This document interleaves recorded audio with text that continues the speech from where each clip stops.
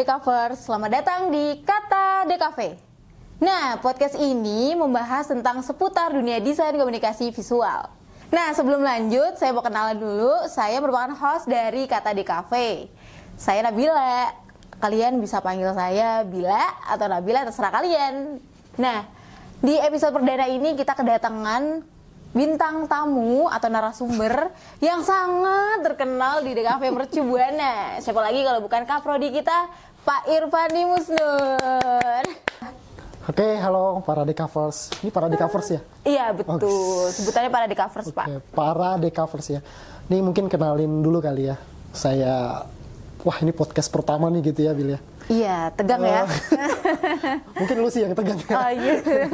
Oke, kenalin saya Irfan ya, salah satu ketua program studi di Universitas Mercu Buana.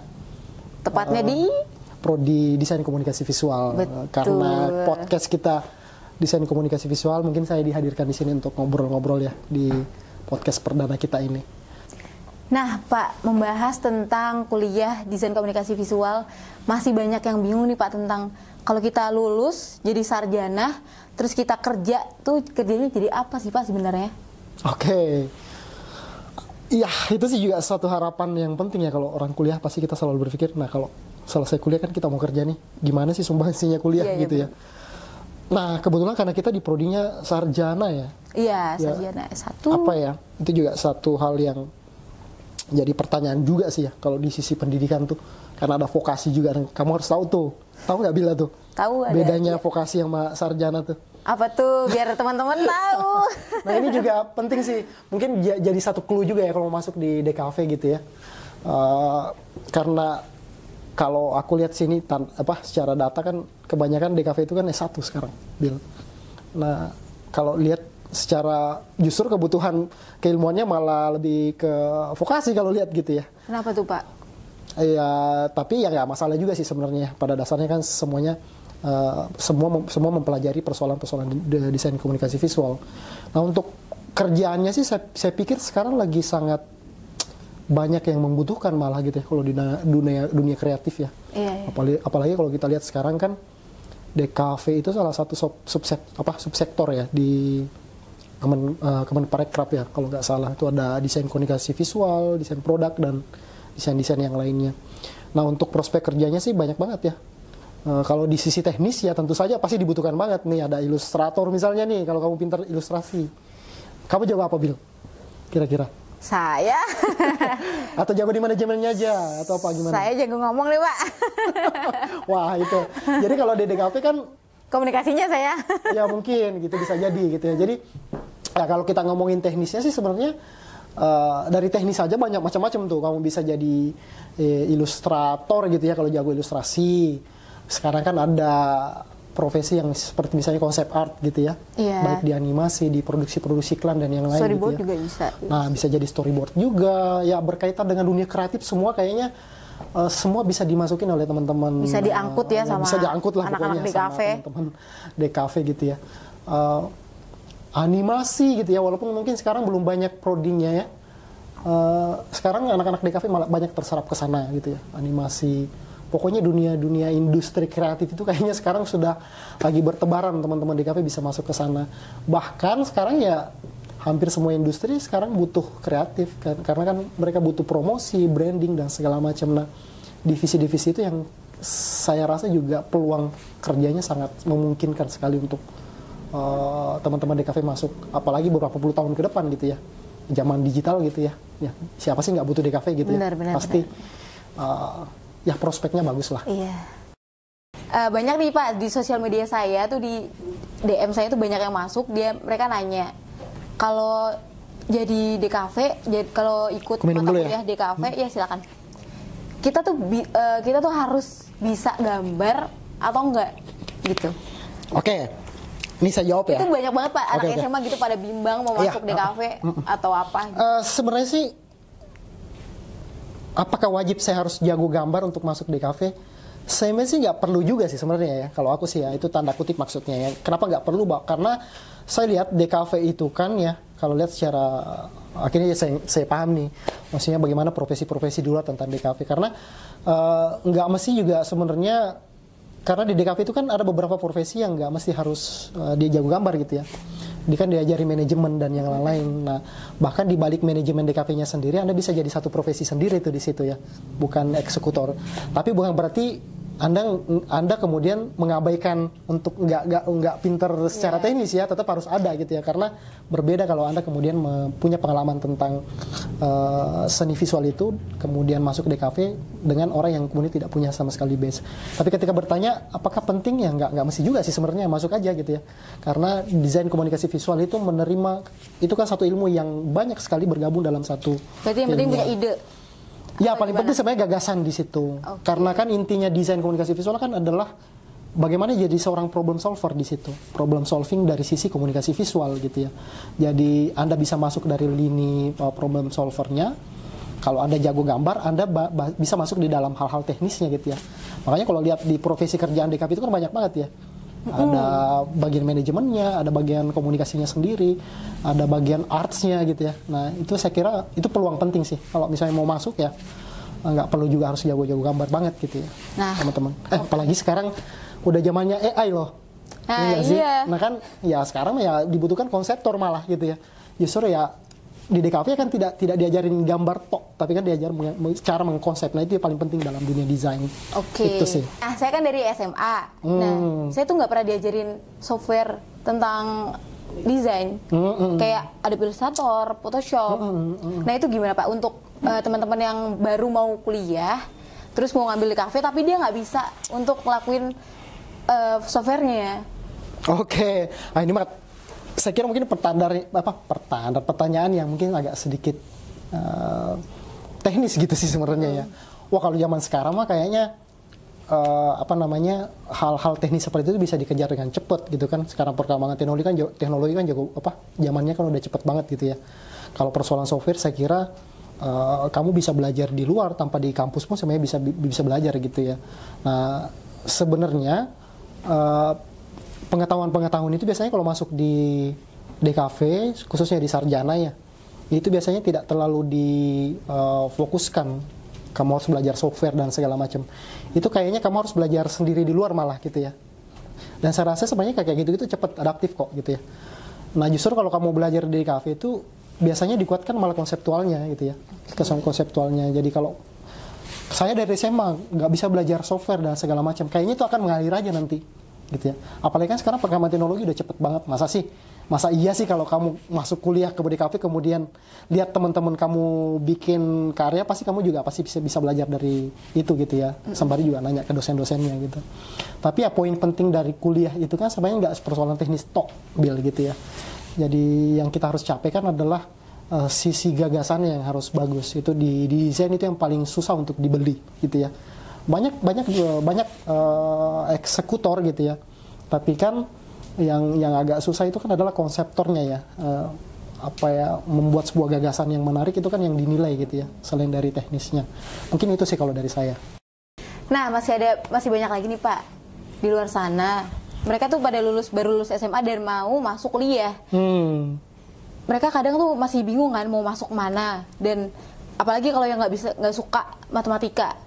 Terus mereka nyari nih prodi apa yang nggak ada matematikanya, akhirnya dia masuk DKV nih, kecebur kayak ya udah DKV aja deh. Pas masuk di sana juga akhirnya juga nyadar juga susah juga ya ternyata DKV. Ya. Jadi cuman seru. Iya, jadi gini loh.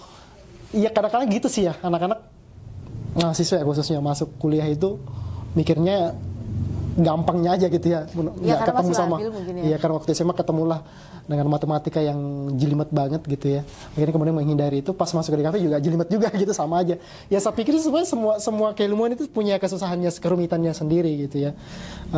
Tidak cuma ilmu-ilmu pasti gitu ya. DKV khususnya desain juga sama persis gitu ya. Mungkin anda nggak ketemu matematika di situ, hitung-hitungan, tapi kan anda dituntut untuk membuat gagasan ide yang kreatif, itu kan juga susah juga gitu ya.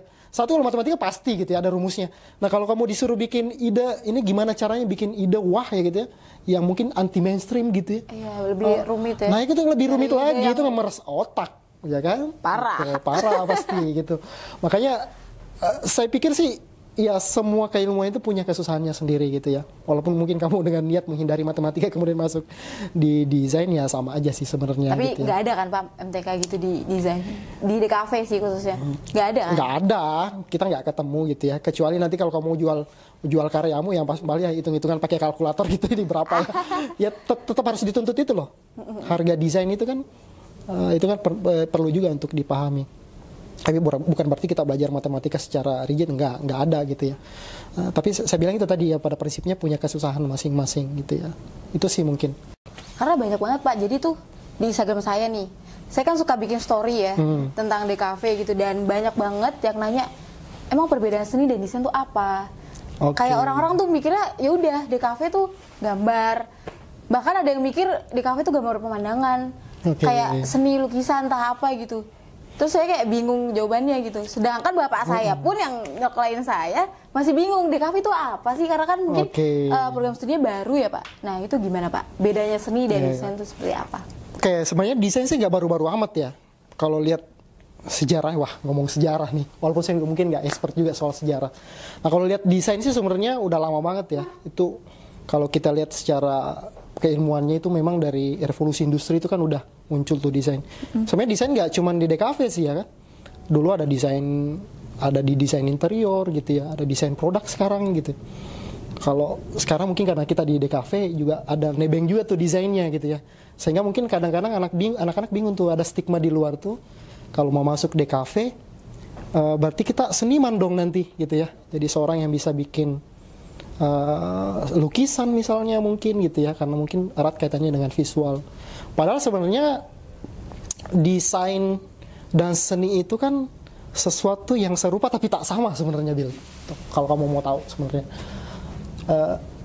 Kedua-duanya sebenarnya sama dalam sisi karena dia dalam kondisi dia kreatif, dalam dunia kreatif sebenarnya. Tapi perbedaannya sangat jauh sebenarnya. Kalau bicara soal seni itu kan murni bagaimana mengekspresikan perasaan melalui sebuah karya gitu kan. Itu kan karena sedangkan kalau desain itu kan dia sudah harus dituntut praktis. Praktis itu dalam artian bahwa bagaimana sesuatu ini bisa digunakan di kehidupan sehari-hari gitu ya. Ibaratnya mungkin perbedaannya satu itu problem solving jatuhnya. Nah kalau seni kan enggak. Seni itu ya sudah, saya punya di dalam diri saya itu kan saya punya hal-hal yang saya ingin ekspresikan gitu ya. Melalui lukisan kah, itu berarti visual gitu ya. Melalui gerak berarti itu jadi seni tari misalnya gitu ya. Saya mau ekspresikan melalui lagu deh gitu ya. Nah itu jadinya seni musik ya kalau kita. Nah itu kan semua seni. Tapi kan tidak dituntut bahwa semua hal yang diekspresikan itu harus orang semua senang atau tidak gitu kan, nggak perlu seperti itu kalau seni. Ya terserah gitu ya. Orang mau terima silahkan, mau nggak terima silahkan. Jadi nggak ada tuntutan bahwa saya punya ekspresi terus kemudian saya buat jadi sebuah karya seni dan orang harus terima, nggak ada tuntutan seperti itu. Nah kalau desain kayaknya berbeda gitu ya.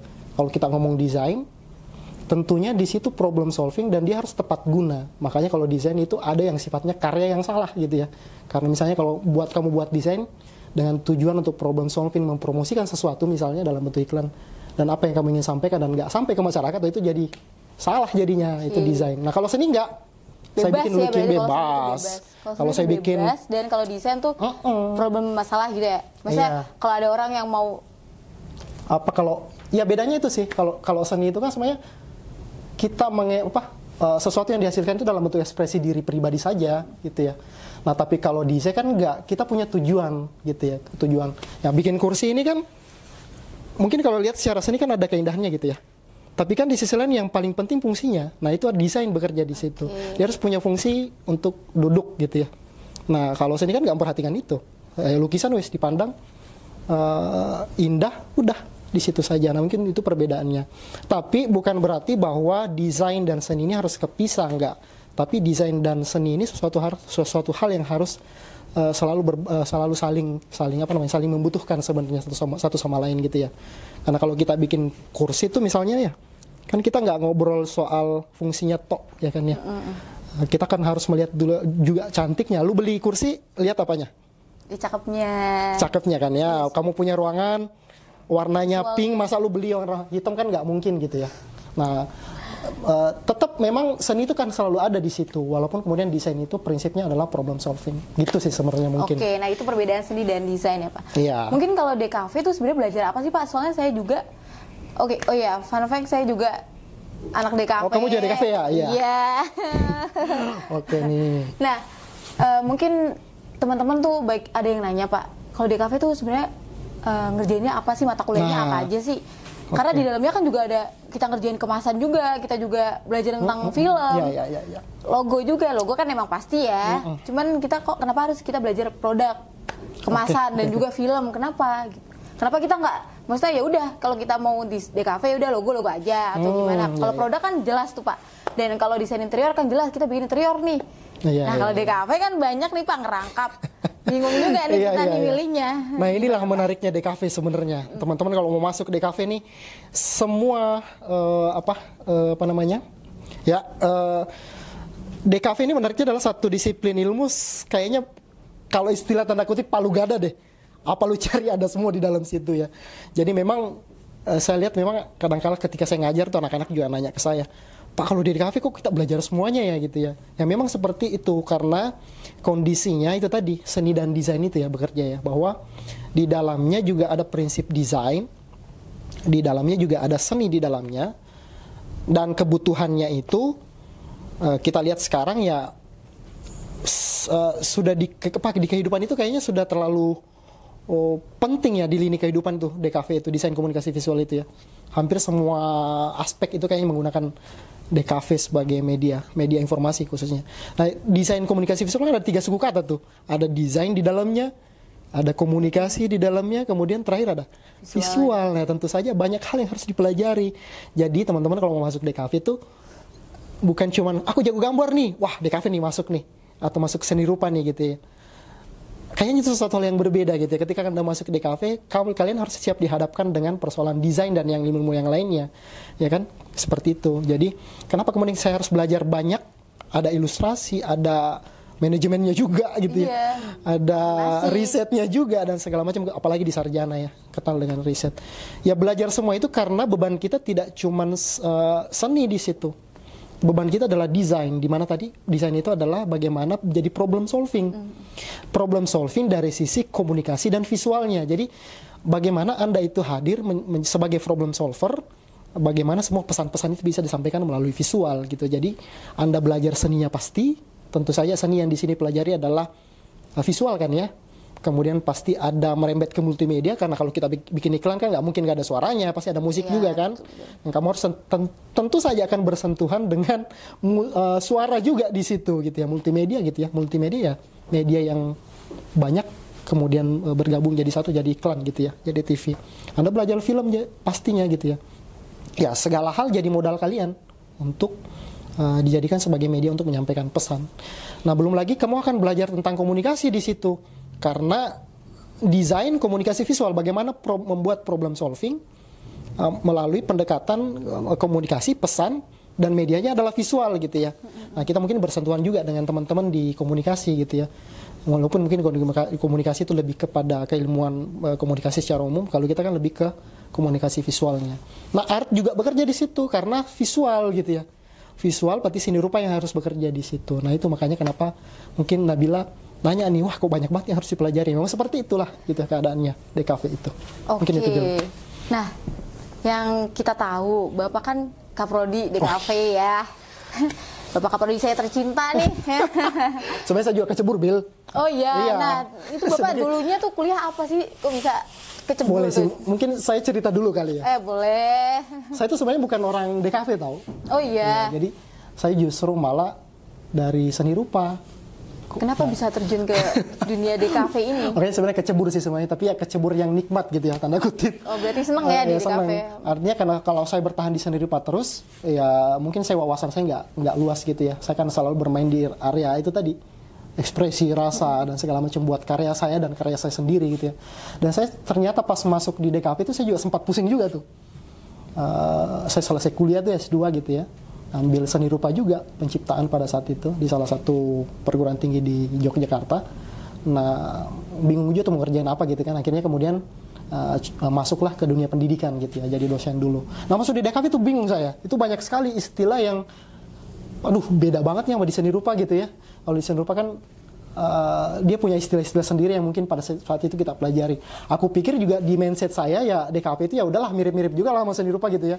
Ternyata pada saat masuk wah beda banget gitu ya.